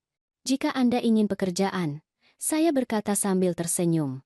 Saya 63 tahun dan pensiun, tetapi saya akan mengingatnya. Tanggal sidang semakin dekat. Arman pindah kembali ke rumah bersama Budi dan Karina, tidak dapat tinggal di rumah di mana kengerian seperti itu terjadi. Dia kurus, dihantui, hancur oleh wahyu tentang siapa yang dia nikahi, tetapi dia bertekad untuk bersaksi untuk membantu menahan Rina. Wina terbang 3 hari sebelum sidang. Kami duduk di dapur rumah ladang saya, dapur yang sama di mana mimpi buruk ini dimulai, dan membahas kesaksian kami. Bu, katanya. Akhirnya, ibu tahu, mereka akan menyerang ibu dengan keras. Pengacara Rina akan melukis ibu sebagai wanita tua pendendam, delusional yang tidak bisa menerima pernikahan putranya. Biarkan mereka mencoba. Saya serius. Dia bagus. Dia akan memutarbalikkan semua yang ibu katakan, membuat ibu terlihat tidak dapat diandalkan. Wina, saya telah diremehkan sepanjang hidup saya oleh kolega yang berpikir saya hanya seorang ibu rumah tangga, oleh tetangga yang berasumsi saya tidak mengerti hukum properti, oleh mantan suami saya sendiri, yang berpikir saya akan hancur setelah perceraian kami. Saya menatap matanya. Saya selesai diremehkan, dan saya selesai bersikap sopan tentang hal itu. Malam sebelum sidang, saya tidak bisa tidur. Saya berdiri di jendela dapur saya, melihat keluar ke ladang gelap pertanian saya, memikirkan segala sesuatu yang telah menyebabkan saat ini. Peringatan berbisik dari tetangga yang ketakutan. Naluri seorang ibu bahwa ada sesuatu yang salah, tekad untuk melindungi putra saya dengan biaya berapapun. Besok, saya akan menghadapi Rina di seberang ruang sidang. Besok, saya akan memberitahu juri tentang monster yang menyusup ke keluarga saya. Besok, saya akan berjuang tidak hanya untuk kebebasan Arman, tetapi untuk keadilan bagi 7 orang tua yang meninggal sendirian dan ketakutan. Ponsel saya berdengung dengan pesan teks dari Arman. Terima kasih Bu, karena mempercayai saya, karena berjuang untuk saya sayang Ibu. Saya membalas. Selalu, tidurlah. Besok, kita akhiri ini. Tetapi saya tahu saya tidak akan tidur. Saya terlalu fokus, terlalu siap untuk apa yang akan datang. Rina Dewi telah membuat satu kesalahan kritis dalam skema rumitnya. Dia telah mengancam anak seorang ibu, dan itu adalah kesalahan yang akan dia bayar. Gedung pengadilan menjulang abu-abu dan mengesankan di cahaya pagi. Van berita memadati tempat parkir. Kasus itu telah menarik perhatian media. Detail sensasional terlalu menarik untuk diabaikan. Rumah horor. Bunyi satu judul berita. Jaringan pelecehan lansia terbongkar. Bunyi yang lain. Saya berjalan melalui kerumunan reporter dengan kepala tegak. Wina di satu sisi dan Budi di sisi lain. Arman mengikuti di belakang bersama Karina. Lengannya masih dibalut dari luka tembak. Di dalam, ruang sidang sudah penuh. Saya melihat Bu Ratna duduk di dekat depan. Terlihat kecil dan ketakutan tetapi bertekad. Saya melihat keluarga korban. Wajah mereka dipenuhi kesedihan dan kemarahan. Dan saya melihat Rina. Dia duduk di meja pembelaan dengan setelan abu-abu sopan. Rambutnya ditarik ke belakang. Ekspresinya adalah kepolosan yang terluka. Ketika mata kami bertemu, dia tersenyum. Senyum kecil dan percaya diri yang mengatakan dia pikir dia sudah menang. Saya membalas senyum. Dan dalam senyum itu, saya menempatkan semua yang telah saya pelajari selama 63 tahun hidup. Setiap pelajaran, setiap pertempuran, setiap momen kebijaksanaan yang diperoleh dengan susah payah. Dia pasti melihat sesuatu dalam ekspresi saya karena senyumnya goyah. Juru sita memanggil kami untuk tertib. Semua berdiri. Yang Mulia Hakim Fatmawati memimpin. Hakim masuk. Seorang wanita berusia 50 tahun dengan aura otoritas yang tidak masuk akal. Dia mengamati ruang sidang, lalu mengangguk kepada jaksa. Negara memanggil saksi pertamanya. Jaksa, seorang wanita tajam bernama Karina Joko, berdiri. Negara memanggil Siti Santoso. Saya berjalan ke mimbar saksi, meletakkan tangan saya di atas Al-Quran, dan bersumpah untuk mengatakan yang sebenarnya, dan kemudian saya melakukan hal itu. Jaksa, Karina Joko, memimpin saya melalui kesaksian saya dengan presisi. Saya menjelaskan kunjungan pertama saya ke rumah Arman, peringatan Bu Ratna, pintu ruang bawah tanah yang terkunci, bau obat. Saya merinci penelitian saya tentang Dewi Lestari, percakapan saya dengan Ratih, manajer gedung, penemuan saya tentang perusahaan cangkang yang memiliki rumah itu. Saya tenang, metodis, faktual. Saya telah belajar sejak lama bahwa emosi bisa kuat, tetapi fakta tidak dapat dibantah. Bu Siti, kata Karina, bisakah Anda jelaskan apa yang Anda temukan di ruang bawah tanah pada malam insiden? Ruang rumah sakit, lengkap dengan peralatan medis, monitor, dan seorang wanita tua bernama Vera Wulandari ditahan di luar kehendaknya. Keberatan. Pengacara Rina, seorang pria licin berusia 40 tahun bernama Ricky Hitam, bangkit dengan lancar. Spekulasi. Saksi tidak punya cara untuk mengetahui apakah Bu Vera berada di sana di luar kehendaknya. Diterima, kata Hakim Fatmawati. Bu Siti, tolong berpegang pada apa yang Anda amati, bukan interpretasi Anda. Saya mengamati seorang wanita berusia 82 tahun yang dibius, terhubung ke peralatan medis, di ruangan terkunci di ruang bawah tanah putra saya, ruangan yang putra saya katakan kepada saya baru dia temukan beberapa hari sebelumnya. Ricky menyeringai, tetapi saya melihat Hakim Fatmawati menulis catatan. Karina melanjutkan, dan apakah terdakwa mengatakan sesuatu kepada Anda malam itu? Ya, dia mengancam akan membunuh putra saya jika saya tidak membantunya memindahkan Bu Vera. Dia juga mengancam akan menjebak saya atas pembunuhan Arman. Mengklaim saya menderita demensia dan telah membobol rumah dengan pistol. Keberatan. Desas-desus. Yang Mulia, saya punya rekaman percakapan ini. Saya mengangkat ponsel saya. Setiap kata didokumentasikan. Ruang sidang meledak. Wajah Ricky merah. Hakim Fatmawati memukul palunya. Tertib. Bapak Ricky. Dekati meja hakim. Ada konferensi berbisik di meja hakim. Saya melihat Ricky berdebat keras. Karina menanggapi dengan tenang. Akhirnya, Hakim Fatmawati mengangguk. Rekaman itu dapat diterima. Lanjutkan, Bu Karina. Kami memutar rekaman itu. Suara Rina memenuhi ruang sidang. Dingin dan penuh perhitungan saat dia mengancam akan membunuh Arman. Menjebak saya. Membuat kami berdua menghilang. Saya menyaksikan wajah juri berubah saat mereka mendengarkan. Melihat keraguan berubah menjadi kepastian, skeptisisme menjadi jijik. Ketika selesai, Karina bertanya, Bu Siti, apakah Anda mempercayai ancaman ini? Tentu saja. Wanita yang hilang, Dewi Lestari, berada di rumah itu, Bu Ratna melihatnya masuk dan tidak pernah melihatnya pergi. Saya yakin jika saya tidak bekerja sama, putra saya dan saya akan mengalami nasib yang sama. Namun Anda membuka pintu. And can't stand today. Now into commands cannot as well the one a day. Ya, karena saya sudah menelepon 112. Karena putri saya ada di rumah menunggu untuk campur tangan. Dan karena saya ingin ancaman Rina tercatat, saya melihat langsung ke juri. Saya 63 tahun. Saya menghabiskan hidup saya diremehkan, diabaikan sebagai hanya seorang ibu rumah tangga atau hanya seorang ibu. Tetapi saya telah belajar bahwa terlihat lemah bisa menjadi kekuatan. Rina pikir saya adalah wanita tua yang bingung yang bisa diintimidasi. Dia salah. Pemeriksaan silang Ricky brutal, seperti yang diharapkan. Dia mempertanyakan ingatan saya, menyarankan rekaman saya diedit, menyeratkan saya selalu membenci Rina dan mencoba menjebaknya. Dia mengangkat kekhawatiran demensia yang diangkat Andi.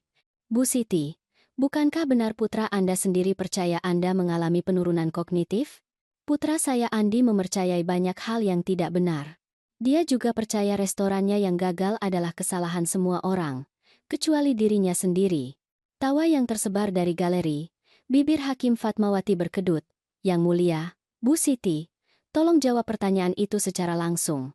Andi tidak pernah menyaksikan penurunan kognitif apapun pada saya karena tidak pernah ada. Dia telah dimanipulasi oleh terdakwa, sama seperti dia memanipulasi putra saya Arman. Ricky mencoba selama 1 jam lagi, tetapi saya tetap teguh. Setiap pertanyaan, setiap sindiran, saya hadapi dengan respons yang tenang dan faktual. Saya telah menghabiskan 2 minggu mempersiapkan ini. Saya tahu setiap detail kesaksian saya, setiap bukti, setiap kemungkinan serangan. Ketika saya akhirnya turun, saya melihat sesuatu di ekspresi Ricky. Kekhawatiran. Penuntut memanggil saksi demi saksi. Wina menjelaskan menemukan saya dalam bahaya, memukul Rina dengan wajan. Arman bersaksi tentang menemukan file di laptop Rina, tentang video saat-saat terakhir Dewi Lestari yang tidak Rina hapus secara menyeluruh seperti yang dia pikir. Bu Ratna, gemetar tetapi bertekad, menjelaskan berbulan-bulan aktivitas mencurigakan dan foto yang ditinggalkan di mejanya untuk mengancam putrinya. Kemudian datang ahli keuangan, seorang wanita bernama Dr. Sinta Wibowo, yang telah menghabiskan 2 minggu menganalisis jejak uang. Dia menunjukkan kepada juri bagaimana dana mengalir dari rekening korban ke perusahaan cangkang, lalu ke rekening bersama Arman dan Rina. Namun, kata Dr. Sinta, ada pola dalam pengeluaran yang signifikan. Semua penarikan dan transfer besar dilakukan oleh Rina Dewi sendiri. Penggunaan rekening oleh Bapak Arman Santoso terbatas pada pengeluaran rumah tangga normal, belanjaan, utilitas, bensin. Dia tidak pernah mengakses jumlah besar yang ditransfer dari rekening korban. Apa yang disarankan ini?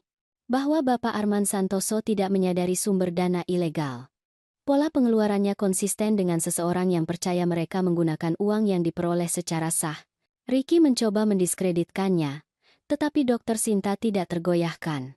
Saksi terakhir penuntut adalah Detektif Maria, yang merinci bukti yang ditemukan di rumah, dokumen, video, komunikasi dengan Bambang tentang menangani Dewi Lestari. Kemudian giliran pembelaan. Ricky memanggil Bambang Dewi ke mimbar. Bambang telah mengambil kesepakatan pembelaan dengan imbalan kesaksiannya, dan sekarang dia duduk di sana, terlihat sengsara, siap untuk menjatuhkan saudara perempuannya. Tetapi Ricky salah perhitungan. Bapak Bambang, siapa yang memulai skema pelecehan lansia ini? Rina yang melakukannya. Itu semua idenya. Dia meneliti target, mendirikan perusahaan cangkang, mengatur segalanya. Saya hanya melakukan apa yang dia suruh. Dan Arman Santoso? Apa perannya? Bambang melihat Arman, lalu menjauh. Dia tidak punya. Arman tidak tahu apa-apa. Wajah Ricky memutih. Bapak Bambang, Anda memberitahu saya selama persiapan kami bahwa saya berbohong kepada Anda, kata Bambang datar. Rina menyuruh saya. Dia bilang jika saya melibatkan Arman, itu akan menciptakan keraguan yang masuk akal. Tetapi saya tidak bisa melakukannya. Arman adalah orang baik. Dia terjebak oleh saudara perempuan saya seperti orang tua itu. Ruang sidang meledak lagi. Hakim Fatmawati memukul palunya berulang kali. Ricky menuntut reses. Karina Joko duduk kembali dengan senyum puas. Ketika ketertiban dipulihkan, Ricky mencoba menyelamatkan kasusnya, tetapi kerusakan sudah terjadi. Dia memanggil Andi ke mimbar, berharap setidaknya mendiskreditkan saya. Bapak Santoso, Anda punya kekhawatiran tentang kondisi mental ibu Anda? Saya punya, kata Andi perlahan. Rina memberitahu saya ibu bertingkah paranoid, membuat tuduhan. Tetapi setelah mendengar bukti, setelah mendengar rekaman itu, dia melihat saya, malu di wajahnya. Saya salah. Rina berbohong kepada saya. Ibu saya mencoba menyelamatkan saudara laki-laki saya, dan saya mengkhianatinya untuk itu. Bapak Santoso, tolong. Saya minta maaf, Bu, kata Andi, air mata mengalir di wajahnya. Saya sangat menyesal. Ricky menyerah pada Andi dan memanggil saksi terakhirnya, Rina sendiri. Dia naik ke mimbar terlihat tenang, menjadi korban, rapuh. Dia menjalin cerita tentang dilecehkan oleh Bambang, dikendalikan oleh Arman, terjebak dalam mimpi buruk yang bukan buatannya. Dia menangis dengan manis ketika menjelaskan bagaimana saya menyerangnya, betapa takutnya dia. Tetapi Karina Joko sudah siap untuknya. Bu Dewi, Anda bersaksi bahwa saudara laki-laki Anda Bambang memaksa Anda untuk berpartisipasi dalam skema ini. Apakah itu benar? Ya, dia mengancam saya, mengatakan dia akan menyakiti saya jika saya tidak membantu. Saya mengerti. Dan ibu Anda, Ira Dewi? Apakah dia juga korban skema Bambang? Ketenangan Rina tergelincir. Ibu saya meninggal karena demensia. Menurut akta kematiannya, ya. Tetapi menurut catatan medis yang diperoleh dari dokternya di Jakarta Selatan, ibu Anda tidak menunjukkan tanda-tanda demensia 6 bulan sebelum kematiannya. Faktanya, dia dalam kesehatan kognitif yang sangat baik. Karina mendekat dengan setumpuk dokumen. Kami juga punya catatan bank yang menunjukkan Anda menguras rekeningnya dalam beberapa bulan sebelum kematiannya.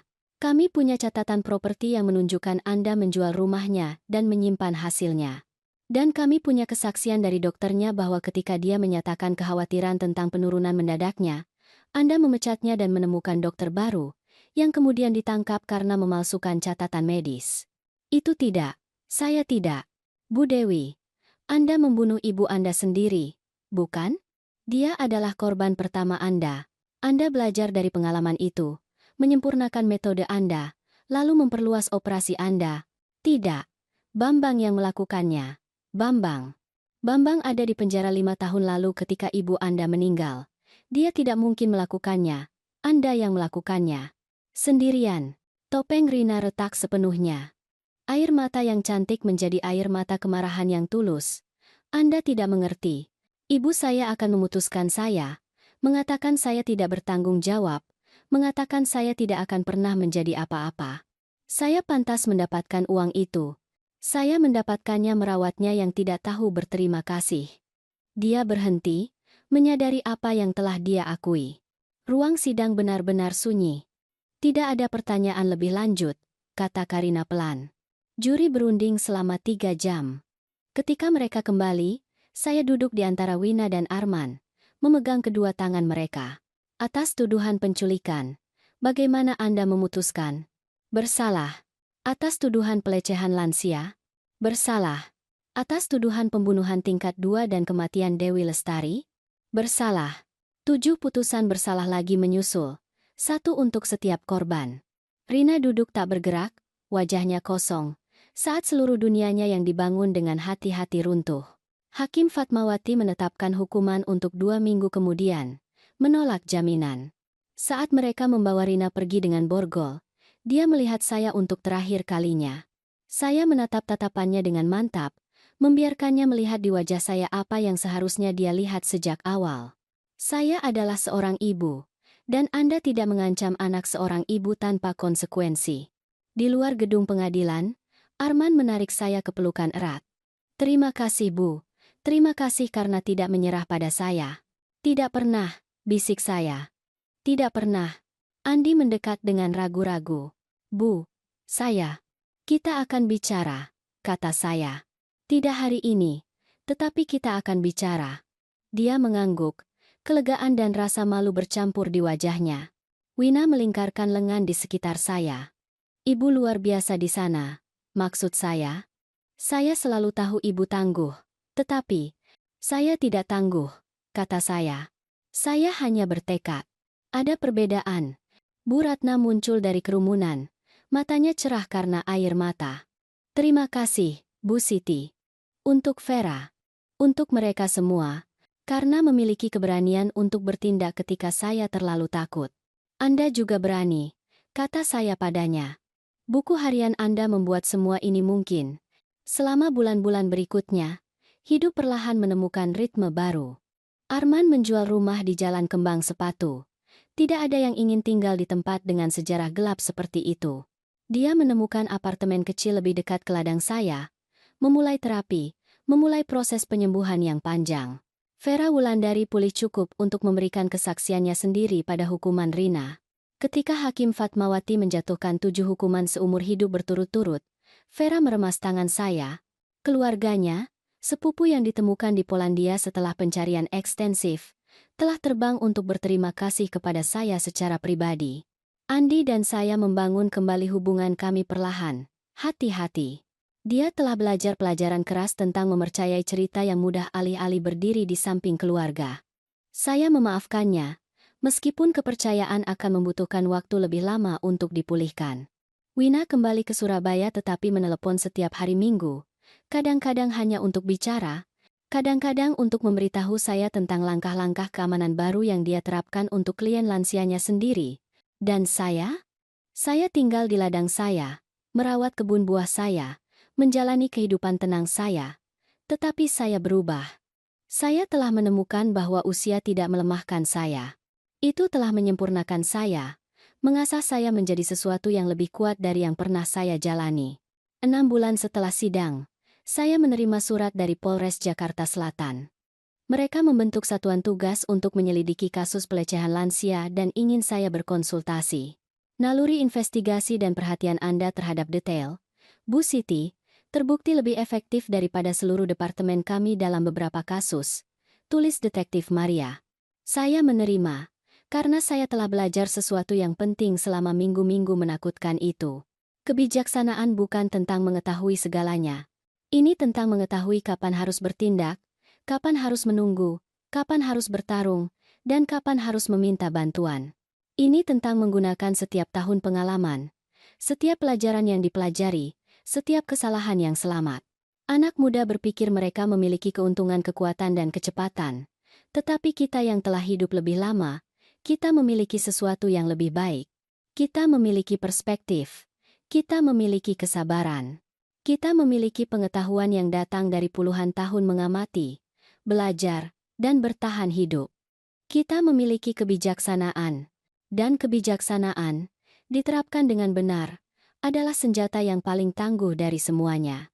Saya berdiri di jendela dapur saya sekarang, melihat keluar ke ladang yang sama yang telah saya rawat selama puluhan tahun. Jendela yang sama di mana saya berdiri malam saya menemukan putra saya dalam bahaya.